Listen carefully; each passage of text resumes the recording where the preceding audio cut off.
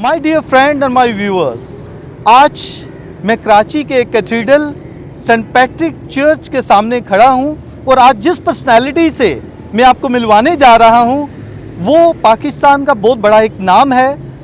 और उस पर्सनैलिटी से जब आप मिलेंगे, उसकी बातें आप सुनेंगे, उसकी लाइफ जर्नी के बारे में जब हम सुनेंगे तो आपको नज़र आएगा, आपको पता चलेगा कि वो कितनी बड़ी पर्सनैलिटी है। और वो हैं हमारे पाकिस्तान के कार्डिनल हैं और हमारे लिए बड़े एजाज़ की बात है, पाकिस्तान के लिए एजाज़ की बात है कि उसकी जो आज हम टॉकिंग सुनेंगे, उसकी लाइफ जर्नी के बारे में सुनेंगे। हमारे लिए एक कह सकते हैं कि हमारे लिए बड़ी खुशी की बात है कि उसकी लाइफ के बारे में हम जान सकें। तो माय डियर फ्रेंड, ये ज़रूर वीडियो को एंड तक देखें ताकि आपको कार्डिनल की लाइफ के बारे में आपको पता चल सके कि कैसे उसने अपनी लाइफ को स्पेंड किया, उसकी लाइफ जर्नी कैसी थी, उसका एडवेंचर लाइफ कैसी थी, ये आपको सब यहाँ से मिल सकता है।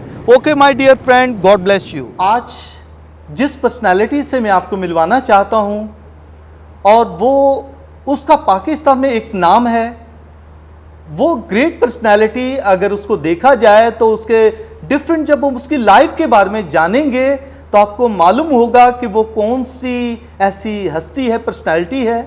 ये पाकिस्तान के लिए भी बहुत एजाज़ की बात है और हमारे तमाम मसीही कम्युनिटी के लिए भी बहुत एजाज़ की बात है कि हमें जो ये पर्सनालिटी जो मिली है, ये बहुत ही 24 साल के बाद कोशिश करने के बाद ये पोप फ्रांसिस ने जो उनका इंतखाब किया, वो पर्सनालिटी कौन है? Respected his excellency cardinal Joseph Coutts. तो आपसे मैं मिलवाने चाहता हूं, उनकी लाइफ जर्नी के बारे में हम पूछेंगे कि वो क्या है। आपको यकीनन बहुत ही मज़ा आएगा, बहुत लुत्फ अंदोज होंगे, मोटिवेशन गेन करेंगे। तो हम अपने कार्डिनल साहिब को वेलकम कहते हैं। कार्डिनल साहब, welcome to with us in our channel. हमारे जो क्रिश्चियन कम्युनिटी वो जानना चाहेंगे कि आपकी लाइफ जर्नी क्या है, किस तरीके से आप यहाँ तक पहुँचे, किस तरीके से आपने लाइफ का स्ट्रगल किया। लाइफ जर्नी की बात आपने की है, तो मेरा जो सफ़र है ज़िंदगी का, पाकिस्तान बनने से 2 साल पहले शुरू हुआ। पाकिस्तान बनने से 2 साल पहले? जी, मेरी पैदाइश अमृतसर की है सन 1945 में।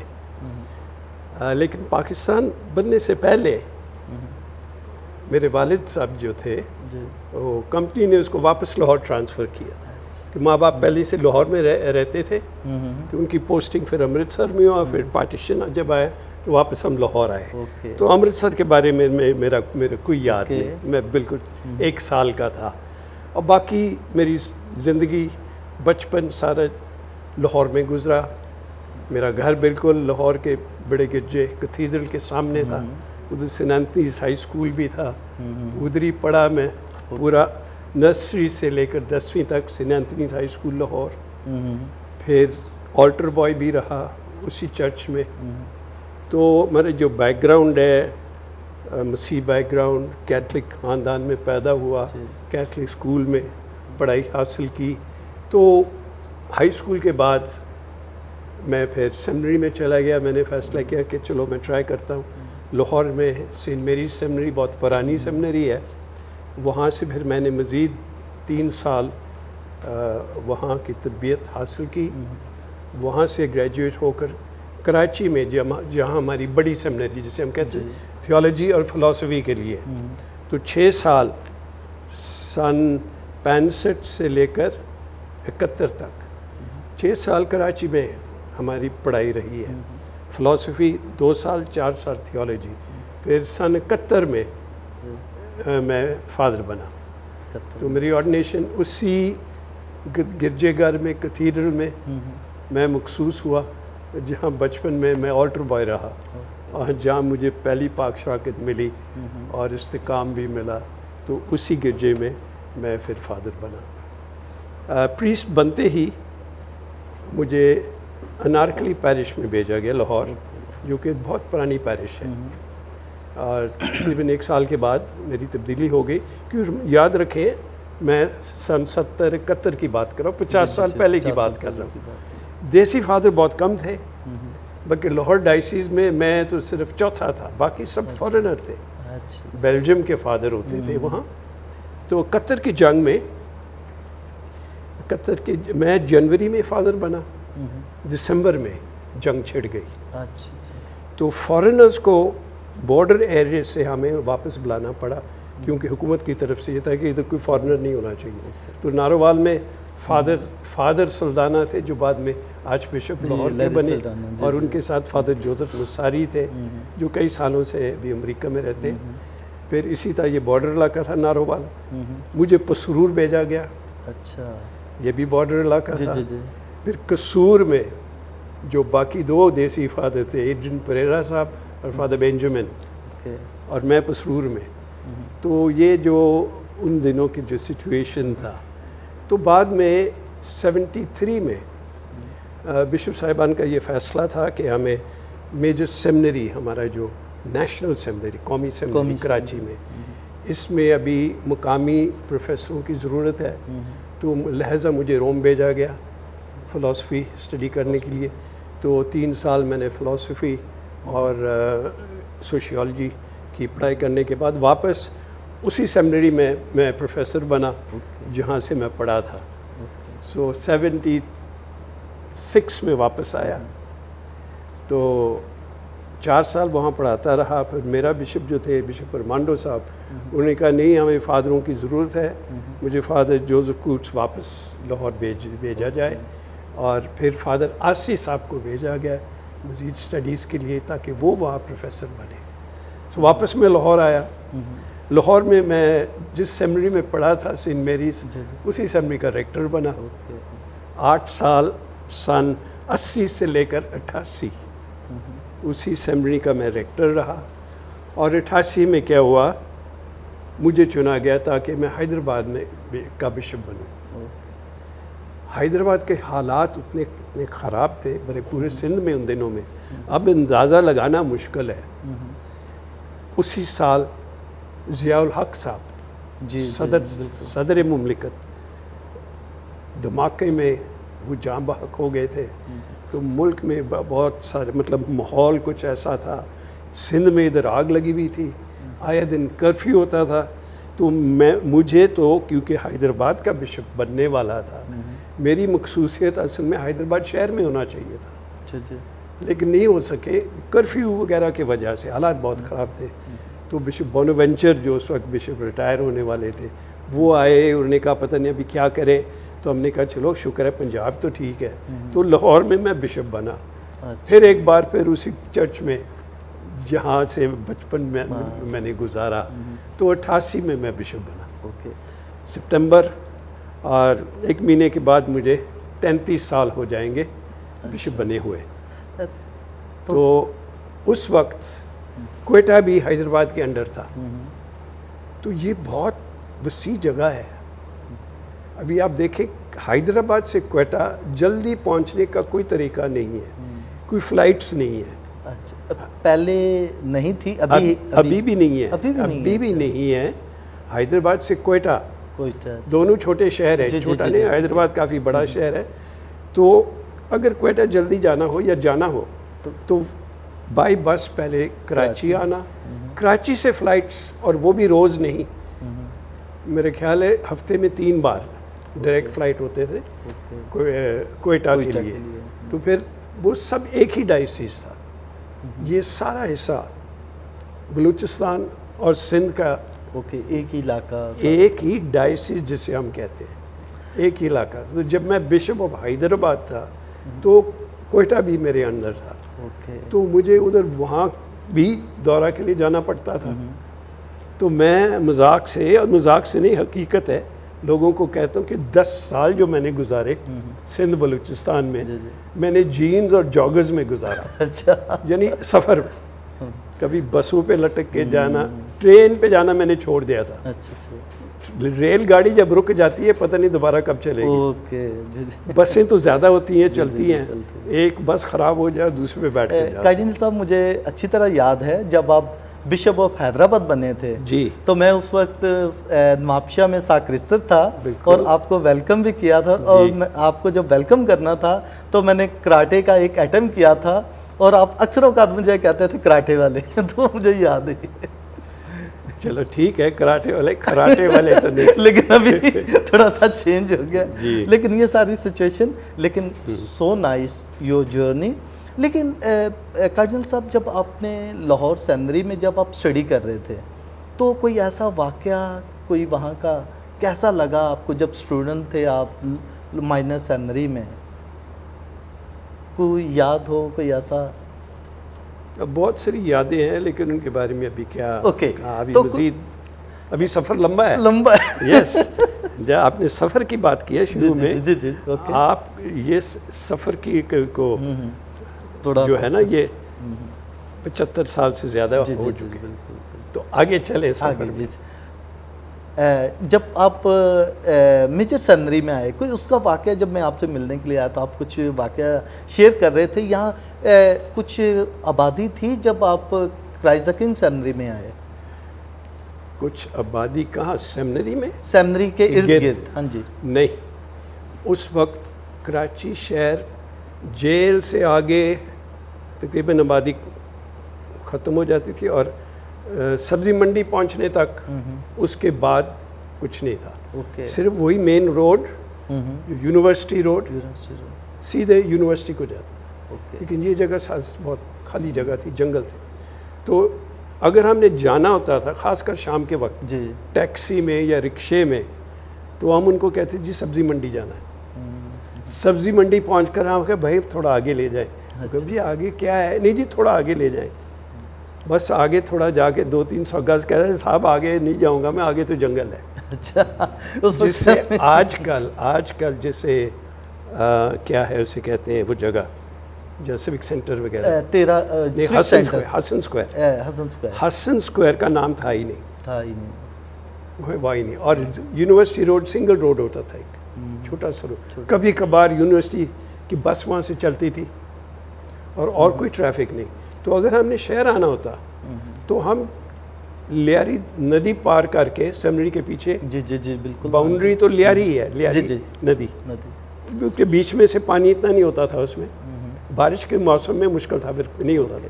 पत्थरों के ऊपर से जाकर हम अजीज़ाबाद जाते थे। अच्छा। वहाँ से बसें चलती थी शहर को। हाँ, अभी शहर इतना बढ़ गया, अंदाज़ा लगाना मुश्किल है।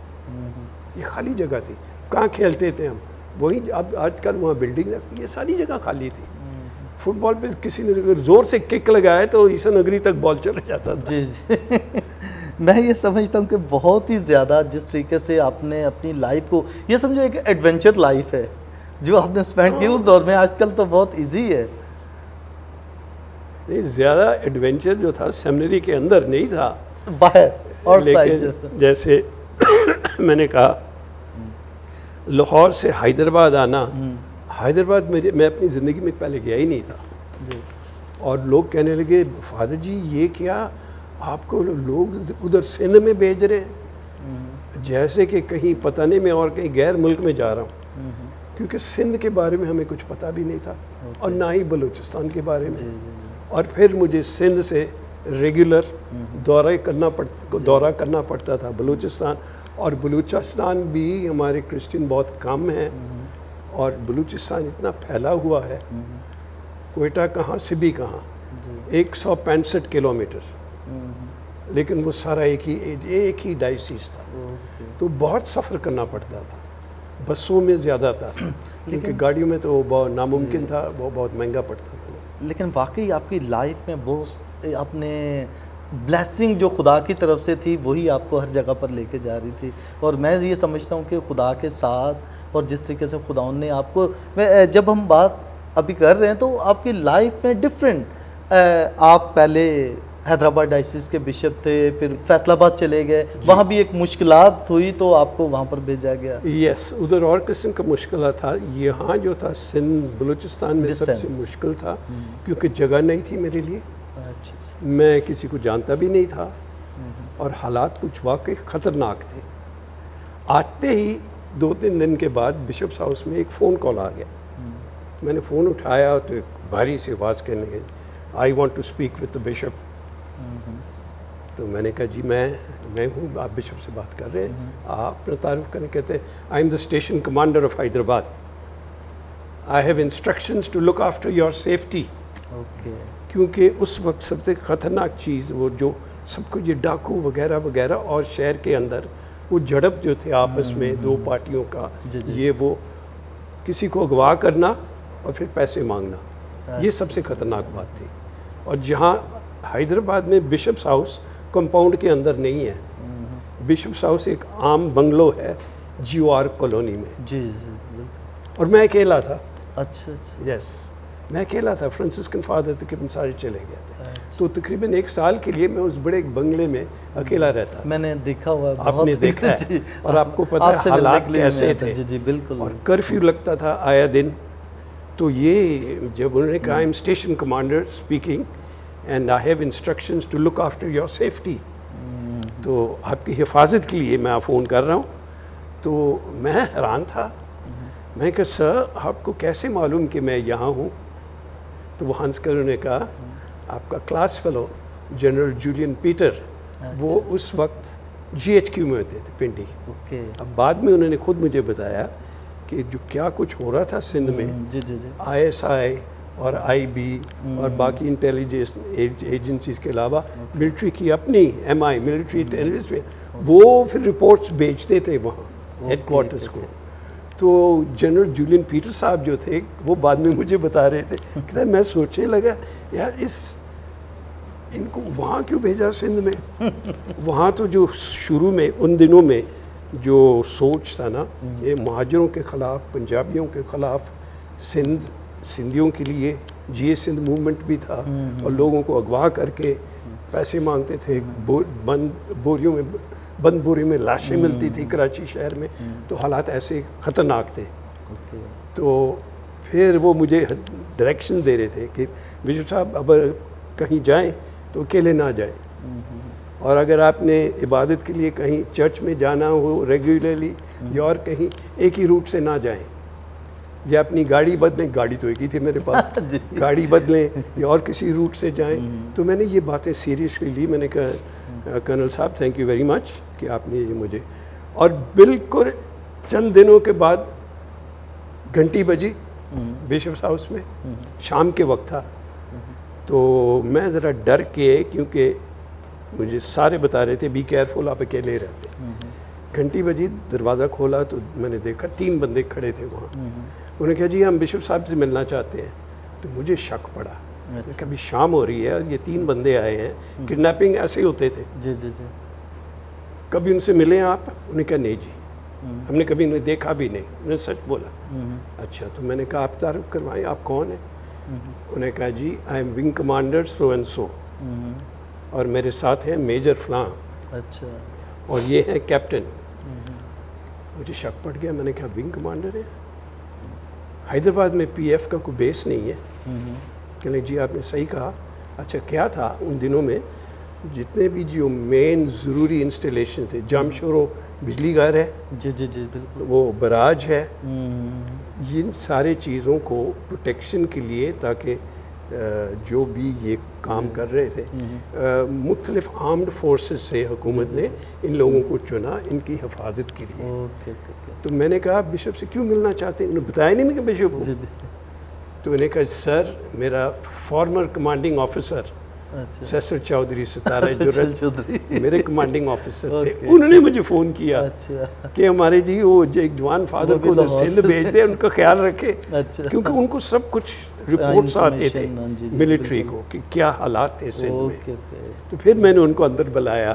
फिर उन्होंने फिर मैंने कहा बिशप मैं हूँ जी, बताए। तो और ये वही बात, बी केयरफुल, आप ऐसे करना चाहिए, अकेले ना जाएं, रात को ना निकले। ये वो फिर मैंने उनका शुक्रिया अदा किया।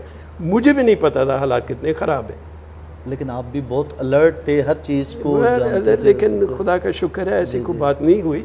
जी जी। तो अंदरून सिंध भी जब सफ़र करना वगैरह, रात को ना जाना, हालात बहुत वाकई बहुत ख़राब थे। और लंबी सफ़र, फिर जैसे मैंने कहा कोयटा जाना, पहले 2.5 घंटे के सफ़र बाय रोड, और ये सुपर हाईवे कहते थे।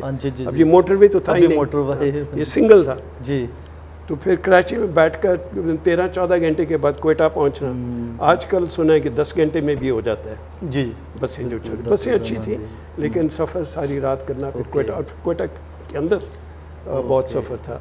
फिर 10 साल मैंने गुजारे वहाँ। पूरे जब 10 साल हुए, उधर से बिशप जॉन की वो जो ट्रेजेडी हुई, उन्होंने वो उसकी वफ़ात अचानक हुई, तो मैं उधर ट्रांसफ़र हो गया कि फैसलाबाद को संभाला। उधर तो हालात और कुछ थे जी, सिचुएशन वैसे सिचुएशन तो बिल्कुल पंजाब का तो बिल्कुल कोई इतना मसला नहीं था, लेकिन डायसिस का बहुत मसाइल थे। अच्छा। क्योंकि बिशप जॉन भी जो कुछ था, बहुत सारे प्रॉब्लम्स थे अचानक, और मूड भी ऐसा था ना, ये क्या कि बिशप साहब ने खुदकुशी की और ये वो, तो डायसिस को दोबारा उसमें वो उम्मीद, बड़ी मायूसी सी छाई हुई थी पूरी डायसिस में, क्योंकि बिशप जॉन मेरे सीनियर थे, मुझे पढ़ाई भी उन्होंने सेमिनरी में, फाइनल ईयर में। बाद में हम साथी थे उसी सेमिनरी में, मैं भी स्टाफ मेंबर बना। अच्छा जी। लेकिन मतलब करीबी दोस्ती थी, इतने सालों से वो मुझे जानते थे, मैं भी उन्हें, तो ऐसे किया। ये कुछ वक्त लगा इस हालत से उठने का, लोगों को भी उठाने का और नया रास्ता दिखाना, और पूरी मतलब डायसिस को बहाल करना, ये भी बड़ा मुश्किल वक्त था। ये और किस्म के प्रॉब्लम्स थे। लेकिन आपने बहुत एक्टिवली सारे काम को किया। अक्सर औक़ात हम देखते थे, हम यूथ में थे और पता चलता था कि आप वहाँ पर चले गए, और हम जब सुनते थे, मैं उस वक्त लाहौर में था, दारुल उलूम में, जब ये सुना और आपकी ट्रांसफ़र हुई। हाँ जी, मैं दारुल उलूम में था उस वक्त। तो मैंने सुना कि जब उसकी डेथ हुई, उन्होंने खुदकुशी की, फिर उसके बाद ये पता चला कि आप वहाँ पर चले गए। तो मैंने कहा अच्छा, मैंने कोशिश भी की एक दफ़ा मिलने की आपको वहाँ पर, लेकिन आप बिज़ी थे और नहीं मिल सका। लेकिन बहुत अच्छा वहाँ पर भी आपने काम किया। तो कार्डिनल साहब, ये जो आपका प्रीस्टहुड की तरफ ये कैसे ख्याल आया कि आप प्रीस्ट बने? जैसे मैंने कहा था शुरू में कि मैं एक बड़े मतलब मसीह ख़ानदान में मेरी पैदाइश हुई है। जी। और मेरी तरबियत भी शुरू से क्रिश्चियन स्कूल था, सेंट एंथनीज़ मशहूर स्कूल है। जी। उधर से शुरू से आखिर तक 10 साल पढ़ाई वहाँ की। गिरजा बिल्कुल करीब था, ऑल्टर बॉय था, रेगुलर। माँ बाप हमें कहना चलो उठो चर्च जाओ।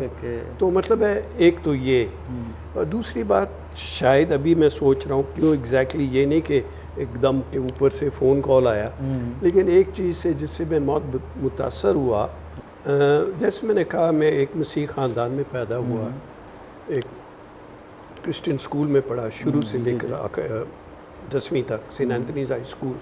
चर्च करीब था, चर्च आना जाना। माँ हमेशा छुट्टियों में भी रोज़ पाकमास के लिए जाए, ऑल्टर बॉय बना, ये वो, और चर्च एक्टिविटीज़ में भी काफ़ी हिस्सा लेता रहा।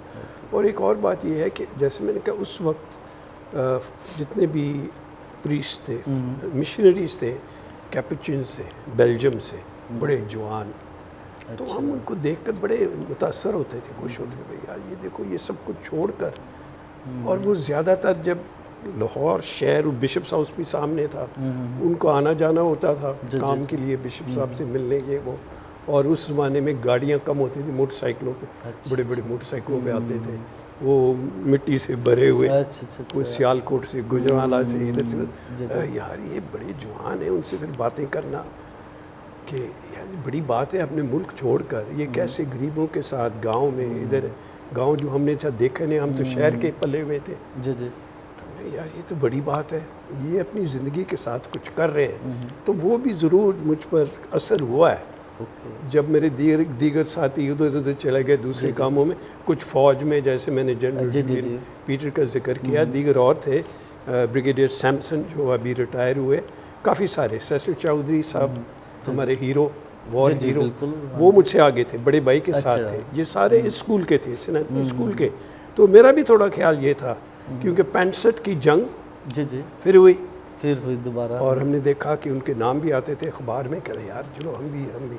और क्या नाम है, मेजर शबीर शरीफ, निशान हैदर, वो भी सेंट एंथनीज़ स्कूल का पढ़ा था। अच्छा। वो भी मुझसे सीनियर थे, लेकिन स्पोर्ट्स वगैरह जब हम खेलते थे तो इकट्ठे करते थे। तो ये सारे कितने सारे हमारे साथी उस ज़माने के, ये सारे आर्म्ड फोर्सेस में चले गए थे। तो मेरा भी रुझान उधर था, लेकिन बस खुदा ने पता नहीं किस तरीके से मुझे इस साइड खींचा, तो मैं सेमिनरी में चला गया। ओके कार्डिनल साहब, आपकी जब ऑर्डिनेशन हुई तो फर्स्ट जो सबसे पहले आपकी अपॉइंटमेंट कौन सी पैरिश में हुई? लाहौर शहर का अनारकली पैरिश हम कहते हैं। Yes, okay. Anarkali ji. Parish बहुत पुराना पैरिश है, बहुत पुराना पैरिश ओके। है। पहले तो सबसे पहले उधर हुई। तो मैं उसके बाद जैसे मैंने कहा पसरूर, जी जी, और पसरूर से फिर मरियमाबाद। ओके, फिर मरियमाबाद भी रहा अच्छा मैं, अच्छा अच्छा, पैरिश बेस्ड। ठीक है। तो कार्डिनल साहब, आपने कैसे सोचा कि आपने कभी सोचा कि आप बिशप बनेंगे या कार्डिनल बनेंगे? नहीं कभी नहीं नहीं नहीं नहीं, ये बिल्कुल नहीं सोचा था मैंने, बिल्कुल मेरे जहन में नहीं था। और छोटी उम्र में बस हमारा यही शौक़ था कि हम भी नेकी का काम करें, लोगों से के साथ जाएं, गरीब लोगों की मदद करें, ये वो। तो बिशप तो मतलब जब उस उम्र में बिशप तो बहुत बड़ी चीज़ है। तो बिशप तक बनना मैंने कभी सोचा ही नहीं। ओके, तो कार्डिनल उससे भी बड़ी बात है, उससे भी बड़ी बात है। जी। लेकिन ये से कह सकते हैं कि ये पाकिस्तान का एज सफ़ीर भी ना रोम की तरफ से, यानी किस तरीके से कि आप तमाम अपनी सिफारिशात या जो बातचीत करना है रोम में तो आपके ज़रिए से होती है एज ए कार्डिनल? नहीं, कार्डिनल को पाकिस्तान की तरफ से सफ़ीर, पाकिस्तान की तरफ से सफ़ीर, सवाल क्या था? नहीं, मेरा क्वेश्चन ये है कि कार्डिनल जो है ये तमाम जितने भी बिशप फादर्स वो आपकी गाइडलाइन के मुताबिक वो चलते हैं यहाँ पर? नहीं, कार्डिनल की गाइडलाइंस नहीं, ऐसे नहीं बिल्कुल। अच्छा। हर डायसिस का हेड जो है, सरबराह जो जी, है, जी। मजहबी सरबराह, जी। वो बिशप होता है। बिशप होता है, ठीक है। फिर पाकिस्तान में 7 डायसिस है, 7 बिशप साहिबान हैं, उनको फिर कहते हैं मिलकर बिशप्स कॉन्फ्रेंस। बिशप कॉन्फ्रेंस का सरबराह है प्रेसिडेंट ऑफ द कॉन्फ्रेंस, सदर जो है, और सदर जो है वो चुना जाता है। ओके। बाकी बिशप साहिबान वोट के साथ प्रेसिडेंट ऑफ द कॉन्फ्रेंस को चुनते हैं। मैं प्रेसिडेंट रहा हूँ पहले, कार्डिनल बनने से पहले। जी, जब मैं बिशप ऑफ फैसलाबाद था। ओके। तो फिर दूसरी दफ़ा भी इलेक्ट हुआ, लेकिन 2 टर्म से ज़्यादा मुसलसल नहीं हो सकता है। ओके, ठीक है। जी। तो फिर बिशप इतने में बिशप जोध फारशद बने, और इतने में फिर मैं भी यहाँ कराची ट्रांसफ़र हो। ओके। तो कार्डिनल का अलहदा बात है। ओके। तो कार्डिनल ये क्या, तो कार्डिनल साहब आप तकरीबन 3 डायसिस में एज ए बिशप रहे हैं, हैदराबाद डायसिस, फैसलाबाद डायसिस और आर्च बिशप ऑफ कराची। तो तीनों में का क्या डिफरेंट? मैं कह चुका हूँ कि हैदराबाद की खासियत ये है कि इसका रकबा इतना ज़्यादा है, इतना ज़्यादा है जी। जैसे मैंने कहा ना, हैदराबाद से अगर क्वेटा जाना था तो 15-16 घंटे लग जाते थे। ओके। तो क्रिश्चियन कम है, इन बिखरे हुए हैं। क्वेटा कहाँ है, सिंधी कहाँ है, और दीगर और शहर है, क्या है, जोब और कहीं है, और इधर दरमियान में खुजदार है। खुजदार, जी। तो ऐसे बहुत बिखरे हुए हैं और कम है। राइट। इसके बरक्स फैसलाबाद पाकिस्तान का तीसरा बड़ा शहर है, सनती शहर है, बहुत सारे क्रिश्चियंस हैं। तो इसमें मैं बहुत मुलब्बस था। हमारी एक अमन कमेटी होती थी वहाँ, जिसका सरबराह मैं और एक मौलाना साहब, हम दोनों जॉइंटली इसके सरबराह थे। और रेगुलर हम मीटिंग करते, और हर मसालिक के उलमा उसमें मौजूद थे, और चंद क्रिश्चियंस भी। और बहुत सारे जब मुहर्रम का वक्त है, जैसे अभी कराची में ये तैयारियाँ हो रही हैं, ये मुझे याद है हमने मिलकर कहा, और एक मौलाना साहब ने बड़ा अच्छा कहा कि हाँ, मैं था और 2-3 और क्रिश्चियन फादर भी थे। उन्होंने कहा हम अपने मसीह भाइयों से दरख्वास्त करते हैं कि आप हमारे लिए दुआ करें, ताकि ये मुहर्रम का जो दिन है ये अमन में गुजरे और हम सारे भाइयों की तरह रहें। ऐसे बड़ा अच्छा मूड बना था। कोई ऐसे मसाइल जब थे, हम मिलकर फिर बातचीत किया करते थे। क्रिसमस के लिए वो आकर हमें या वगैरह। तो ये कमेटी होती थी, शायद अभी भी होगी वहाँ, मुझे याद नहीं। 10 साल हो गया मैंने फैसलाबाद छोड़ा। तो माय डियर फ्रेंड्स, इसको ज़रूर आप कोशिश करें कि अपने यूथ में जो एक मैसेज है ये मोटिवेशन जो कार्डिनल ने अपनी लाइफ से दी, तो हमें इनसे सीखने का मौका मिलेगा और हम अपनी लाइफ में इसको लेकर आएंगे। Thank you so much, God bless you all. Thank you so Thank you. Much, God bless you.